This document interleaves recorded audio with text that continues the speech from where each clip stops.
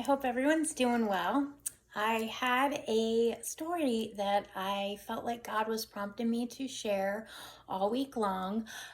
It was about a time where Jesus met me. 30 seconds in time, and I've never had an experience like this before. It was quite unique. It happened in 2017, and it's possible that some people may not believe supernatural things can happen, um, or maybe even believe in a world beyond this world. But here's what I would like to just throw this out for pondering, okay? Right now on our body, there's 40 trillion microorganisms living on our skin, right? 40 trillion. There's entire worlds and colonies living on our skin. Within one drop of lake water, there's thousands of microorganisms. They eat, they fight, they swim. There's a whole world going on in one drop, all invisible to the naked eye. If we go outwards to the universe, we've only explored 4% of the entire universe. So this is the smartest scientists that we have, the smartest people that we have, really can't figure all the things out that we even see in the new telescope. So I would just like to add that we are on a floating blue orb in the middle of outer space. So there's realms, I believe, that are beyond this world, just like there are smaller realms that we can't see as well as larger ones. So let's talk about my experience real quick. So I used to beg, plead, and ask God for just 60 seconds in His real presence. I mean, once I got it in my head that I was actually just so curious what it would be like to be in His light, to be surrounded by Him. And I had convinced myself that it was better than any experience on this planet, anything that this world could have to offer. I felt like being with Jesus was for 60 seconds could blow that out of the water. So I started asking Him all the time. I would just ask Him, I would look up and I would just say 60 seconds in your real presence. And this went on for a really long time, I guess a year, maybe a little bit longer. And it was probably, I don't know, I guess it would be a little bit over probably a year and a half before He answered. I was folding clothes one day at my bed, and like I always did, I would just start hounding Him, because that's really what I would do, is hound Him. Just 60 seconds in your real presence. But this time He answered. So I speak to Jesus often, and He speaks back. It is not an audible voice. It would be like a heart-to-heart connection or spirit to spirit. He speaks directly into my soul.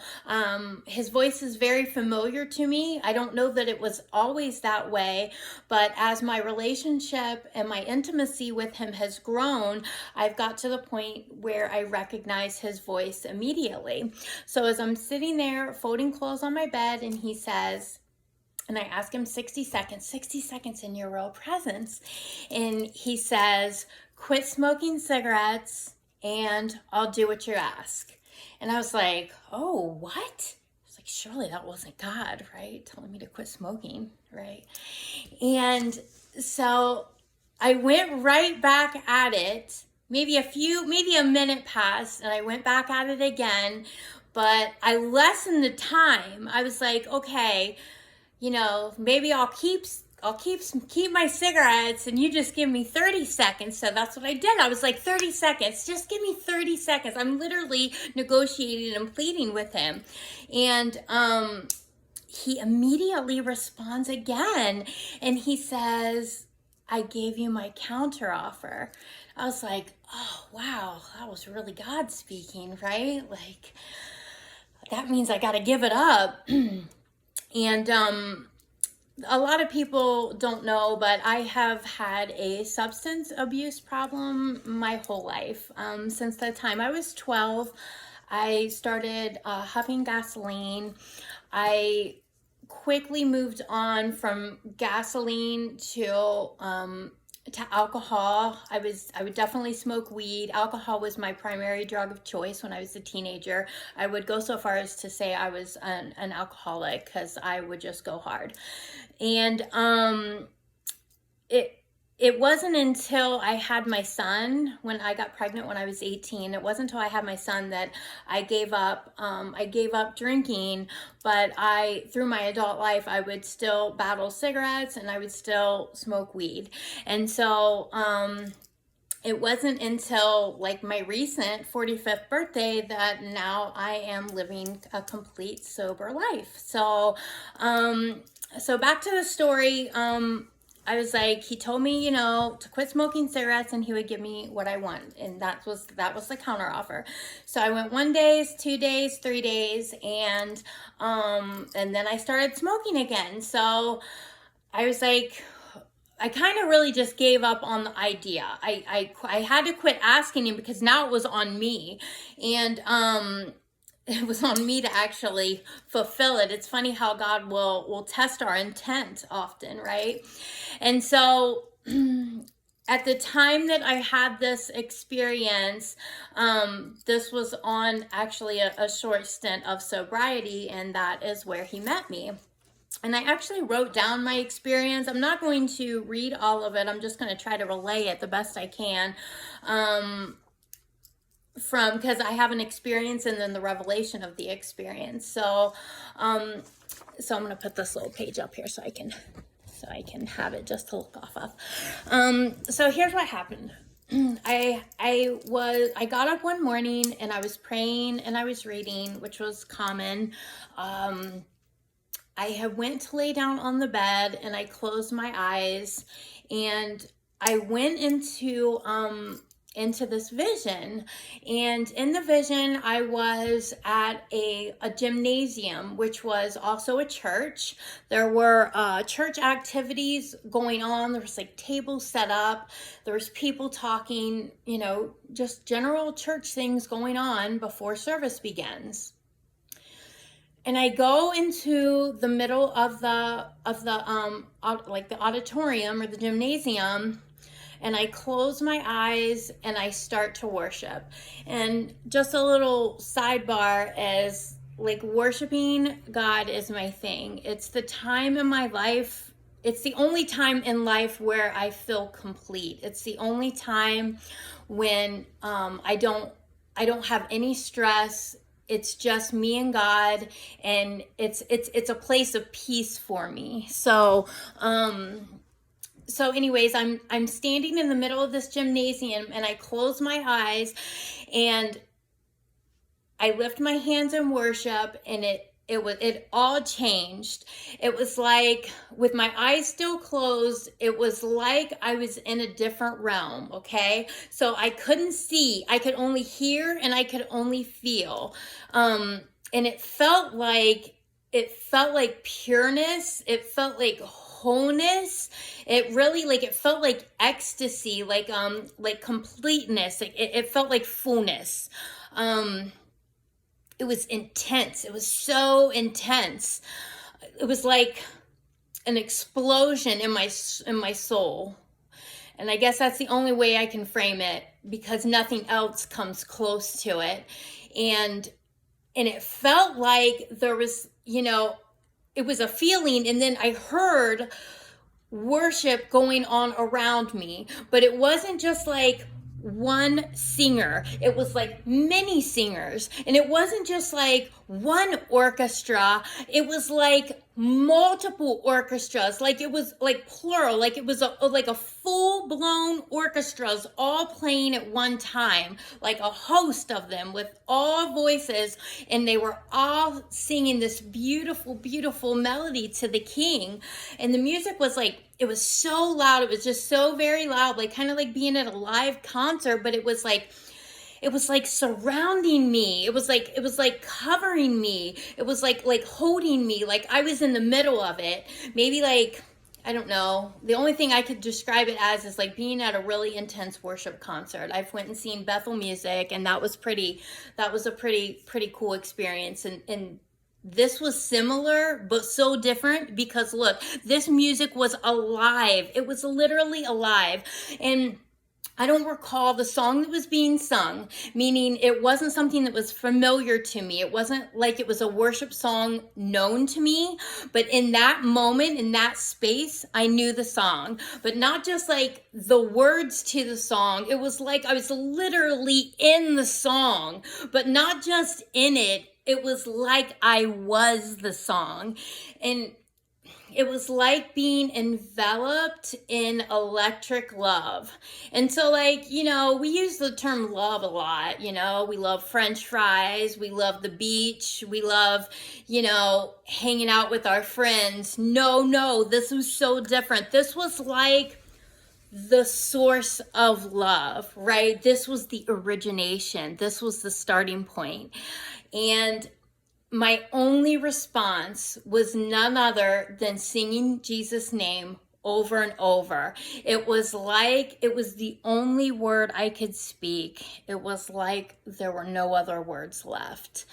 And so it was really loud in that space, and I woke up in my bedroom, and for just like a few seconds I still felt it. I still felt like the loudness in my soul. And I was like, oh my gosh, did I fall asleep with like my phone on? And I look at my phone, and my phone was not on. And I went to sit up, and like I was like literally sweating, and my heart was pounding, and God spoke to me and said, you have ascended to heavenly places. And I was just like blown away. Like it was just like nothing else I had ever felt before. And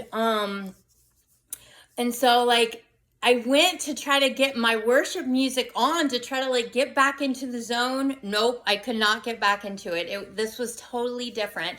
And so when I went to church that following Sunday, I was going to Veritas on West Broad Street at the time. And there was a song that it played, and it said, you have ascended to heavenly places in the song. And immediately the lyrics caught my attention. I was like, oh my gosh, that's what happened to me, right?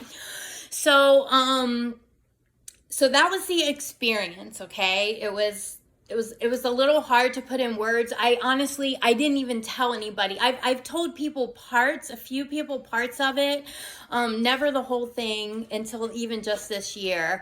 So I'm going to kind of read what I wrote here, versus just going verbatim. So the following words came to my spirit out of a dead sleep at 5 a.m. And this was just 3 months after God told me to write and to grab a pen. Go lay down. And so I grab a pen and I start writing. So I call this the revelation of the experience. And I wrote the words, and they flowed easily from my pen, almost quicker than I could keep up. It was like I was receiving them. I wasn't like searching for them or coming from them. It was like or coming up with them, like they were already there, like they were downloaded. So it was like the scene appears before me, like in my mind's eye, but with like a moving picture, but with real feelings. And I call it like this. Maybe it comes from the same place that an artist, you know, paints a picture, or a poet writes a poem, but I call this the revelation to the experience, and it was like receiving a key to a locked door. And the name, I've titled it, the name is When Heaven Meets Earth, My Sweet Spot.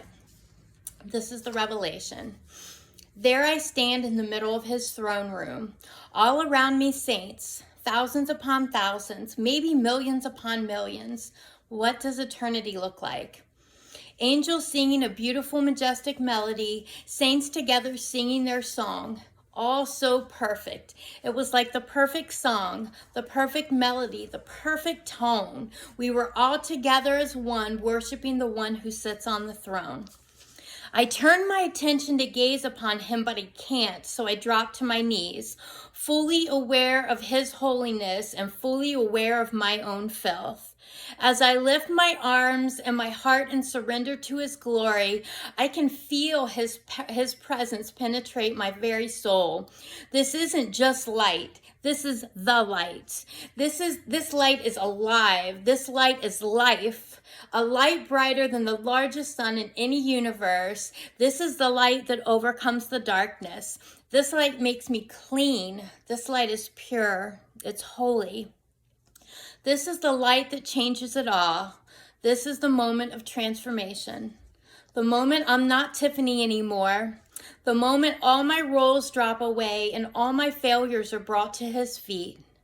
This is the moment I'm not just a struggling addict fighting demons calling my name from the grave. This is the moment my soul yields in surrender to the Lamb who sits upon the throne. This is the moment all of who I am drops away and the only thing that remains is who he is, my sweet spot. I dare again to peek my eyes towards his majestic splendor. Within this beautiful light, I see him. There he is, the one, my Savior. From upon the throne, his eyes catch mine. Did he just notice me? My soul can't take in his beauty, his goodness. I'm so unworthy of his love. I put my head down. Then something happens. He steps off his throne as if he's walking right towards me, and then he does just that. Out of the millions and millions, he chooses me. As I lay bare and naked before him, I'm in awe of his holy presence. He then calls my name, child, rise. He extends his hand to me, and I look up to the most beautiful face, eyes blue as the ocean. They are like looking into deep pools of living love. I float into his arms, and there I am surrounded in his love. There I'm protected in the shadow of his wing. This is the moment my dying soul merges with his, and I am home. In that moment, as he holds me close, we dance to the melody of heaven's song. When the song is over, he carefully places me back on solid ground. Before he goes back to the business of handling all the important matters in the universe, he turns and says, I love you. You are mine. So while he's gone, I worship him with a new song. I sing a new song, a new melody, the melody of heaven. We sing to him for who he is, but when God sings to us, we are his song, when heaven meets earth. So that was my experience, and I would have really just as soon not spoken about this, but I really felt that it would encourage somebody, and that it would help somebody that you are important and that your path is important, because this isn't just me. He feels like this for everyone because his love is so full. So again, I hope that somebody gets something out of this, and I hope it speaks. So I thank you for listening, and until I do my next teaching.